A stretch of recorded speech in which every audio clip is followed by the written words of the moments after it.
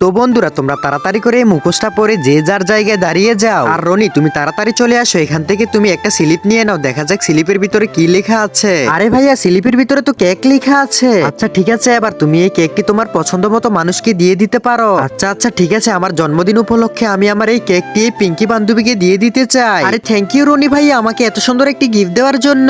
আচ্ছা আচ্ছা ঠিক আছে, আমি তাড়াতাড়ি করে আরো একটি স্লিপ নিয়ে নেই। আরে বাবার এই স্লিপের ভিতরে তো কালি লেখা রয়েছে। আচ্ছা ঠিক আছে, আমি এই কালো রংগুলো আমি আমার এই ইয়েলো বান্ধবীকে দিয়ে দেই। আরে আরে বান্ধবী কি করছো তুমি, তাড়াতাড়ি করে মুখ খুলে নাও, আর এই নাও তোমার সারপ্রাইজ বুঝে নাও। তো বন্ধুরা এরপর তো রনি আরো একটি স্লিপ নিয়ে নেয়, আর স্লিপের ভিতরে কি লেখা ছিল তা দেখলে তোমরা অবাক হয়ে যাবে, কিন্তু তা দেখার আগে আজকেই বোঝা যাবে তুমি সত্যিকারের কাকে বেশি ভালোবাসো। শয়তানকে ভালোবাসলে কিচ্ছু করতে হবে না, আর আল্লাহকে ভালোবাসলে লাইক সাবস্ক্রাইব করে এই ভিডিওটি আরো একবার দেখো। যদি তুমি এই ভিডিওটি দুইবার না দেখো তাহলে আল্লাহ বুঝে যাবে যে তুমি আল্লাহকে ভালোবাসো না, তুমি শয়তানকে ভালোবাসো। তো বন্ধুরা এই থালাটার ভিতরে তো 10 রকমের কেক রয়েছে। তো রনি তুমি এই কেকগুলা কাকে দিতে চাও? আরে ভাই আমি তো আমার এই কেকটা আমার লালপরি বান্ধবীকে দিতে চাই। আরে লালপরি বান্ধবী তাড়াতাড়ি তুমি তোমার মুখোশটা খুলে ফেলো, দেখো তোমার জন্য আমি এটা কিনে এসেছি, তাড়াতাড়ি করে তুমি এই কেকগুলা খেয়ে ফেলো।